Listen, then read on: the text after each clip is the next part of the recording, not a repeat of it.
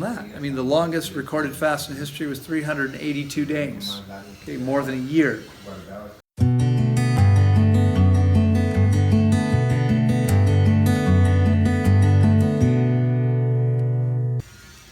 Most of you are not going to come close to actually creating real hunger while fasting. Okay, for most people, that takes 6 to 8 weeks. And for some people, for those people who are, as I like to say, wealthy in nutrient reserves, right? They got plenty of body fat to live on. Those people can often go much longer than that. I mean, the longest recorded fast in history was 382 days, okay, more than a year without eating. There was a medical study where they took a group of people who were 400 plus pounds, and the average person fasted for more than 5 months. Okay, most of you have already heard my longest client's fast was 4.5 months. There are people who can go a long, long time, but for people who aren't that exceptionally morbidly obese, most of you are going to be somewhere in the 6 to 8 week range. Okay, and honestly, most people closer to 8 than 6, but unless you get to that point where you've actually depleted all your reserves, chances aren't very high that your body is actually going to be hungry. People tell me, a couple of people in the last couple of days have said, I'm actually feeling some hunger now.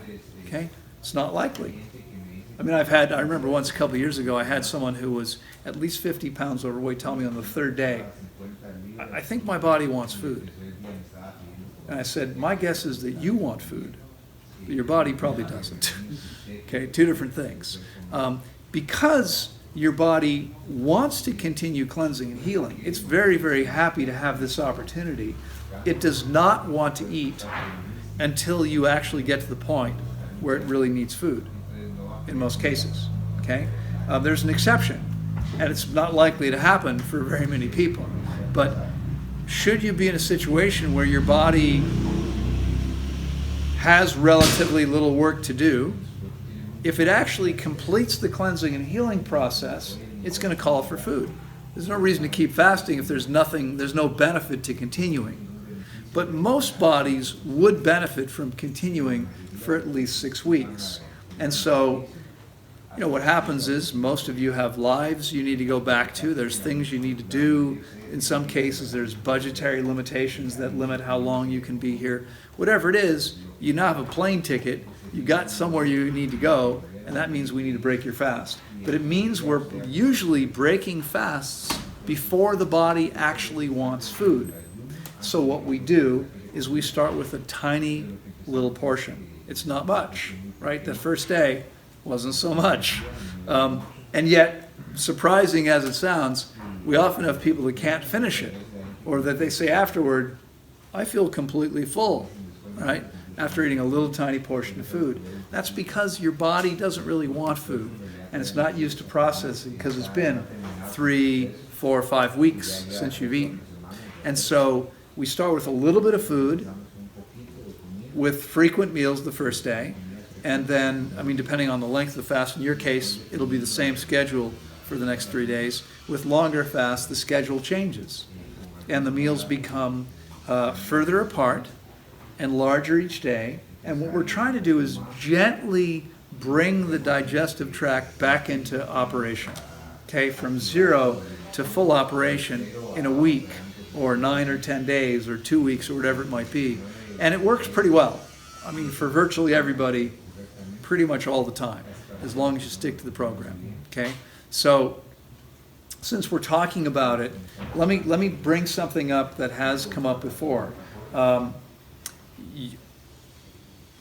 Your being here means you've agreed to accept coaching and follow our policies. One of our policies is you may not pick fruit off of our trees. You're not allowed to do that, okay? And I mention this because sometimes people think, well, I want more food, I'll just go pick some and eat it myself. And invariably, those people have a much worse time, okay? Our system works. It works over and over again. I've been doing this now for more than 21 years with thousands of people. I'm not trying to punish you. It's not torture. Some people are like, I need more food. You're going to get more food. Okay, relax. There's no rush. You've got the rest of your life. We want to gradually bring it up so your body's not overburdened. If you overburden your body, it's not much fun. Okay, it's not any fun at all. I'll tell you a quick story. It was our first year, I can't remember which first or second session, I think, in Panama 13 years ago. We had an American from New York who came to fast. It was his first fast. He fasted 42 days. And on the first day, he got half as much as you guys did, because that's what happens with a 42-day fast. It's a tiny little portion. And I said to him afterward, his meal, I said, how was it? He said, it was delicious, but I could have eaten more. I said, okay, you're going to get twice as much tomorrow.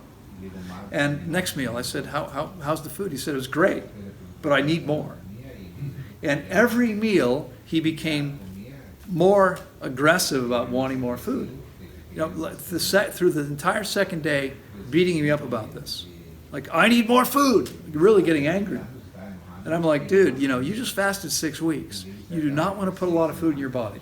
Trust me. Okay, I've done this many times. No, I need more food. I said, all right. So I wrote up a contract, which I had him sign, that said, I'm going to, my staff will give you as much food as you want. You take full responsibility for what happens to you. Okay? I take no responsibility for what happens to you as a result of this. And on the third morning, where normally he would have eaten 4 ounces of food, he ate 2 pounds, 32 ounces of food, 8 times more. And he developed an inguinal hernia, where his intestine poked out through the opening in his groin, and he was in severe pain. And you know how people say, I hate to say, I told you so? I don't hate to say it. I was glad to say, I told you, right? Why? What is up? Please, people, please take my coaching, okay? I'm only interested in your success. I want you to thrive. I want you to feel great. I know there may be days where you're wishing it was a little bit more. You're going to get more tomorrow. You're always going to get more, okay?